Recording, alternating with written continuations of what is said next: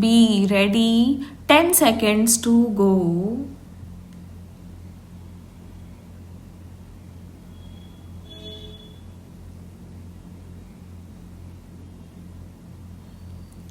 Start. Thank you, Mr. Vice Chairman, sir, for the opportunity to participate in the discussion.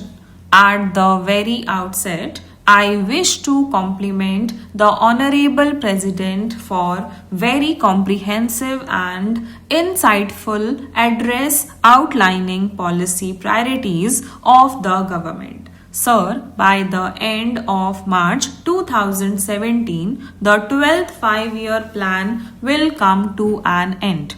This will not only be the end of the 12th five-year plan, but it would be an end of an era of over 6 decades of planning in India. What is the future of planning process in India? There is a talk about a long-term perspective plan, but there is no clarity about the future of planning process in India. I wish the Honorable President had elaborated on this critical issue, which has a bearing on the future of the Indian economy and Indian society. The second issue that I want to raise is an implementation issue. Reportedly, a very large amount of allocation for scholarships for scheduled caste and scheduled tribe students has not been spent, and the amount is as large as a few thousand crores of rupees.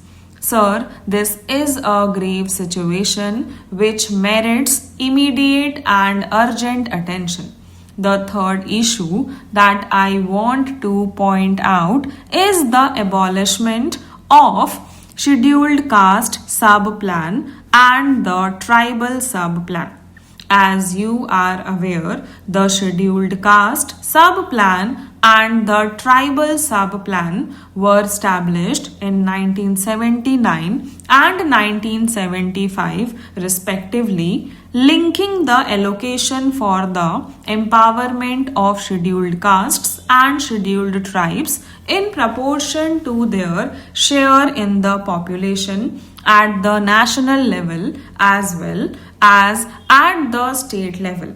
Regrettably, there is now an abolishment of the scheduled caste sub-plan and the tribal sub-plan, and they have been replaced by general schemes like allocation of welfare for scheduled tribes and scheduled tribes.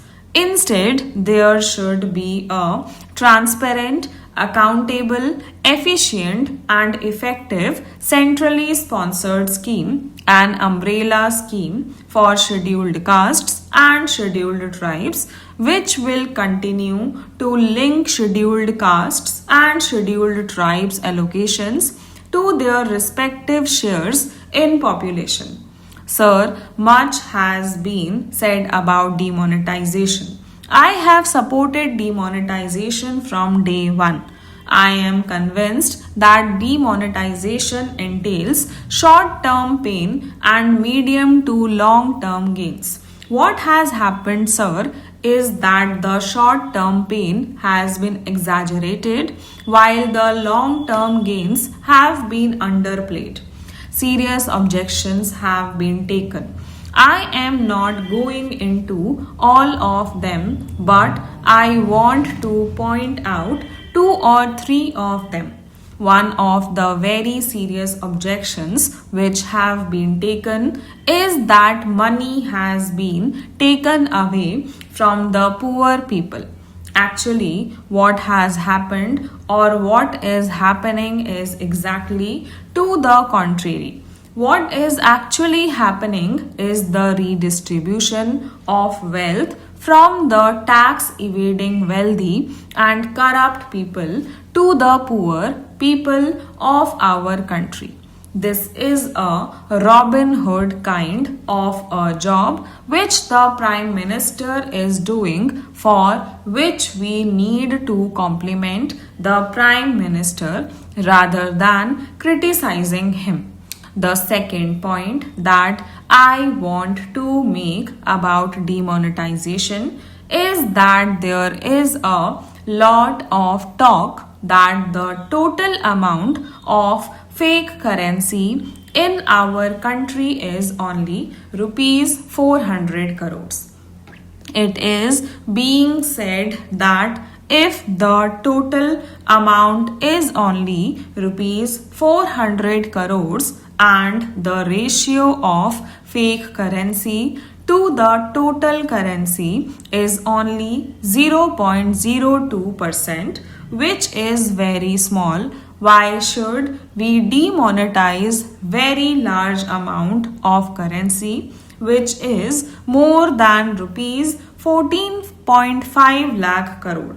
Sir, this is a very insensitive kind of an argument, because what is being done is to make a strike against the counterfeit currency which has been financing the terrorism in our country. How many people have died due to terrorism in our country? Sir, from 1993 to 2016, the total number of deaths due to terrorism has been something like 35,000. Now, if somebody makes an argument about the ratio of the terrorism related deaths of 35,000 to the total Indian population of 125 crore, saying that this ratio is incredibly small, does that mean that the terrorism problem is a small problem? So, what is being done is to make a strike, and a very right kind of decision has been taken to make a strike at a fake currency issue. There is also an argument made that enough preparation was not made for demonetization, and particularly the issue of recalibration of ATMs has been raised. Sir, I know a thing or two about this because I worked with the Reserve Bank of India all my life for 31 years, and I was involved in this process.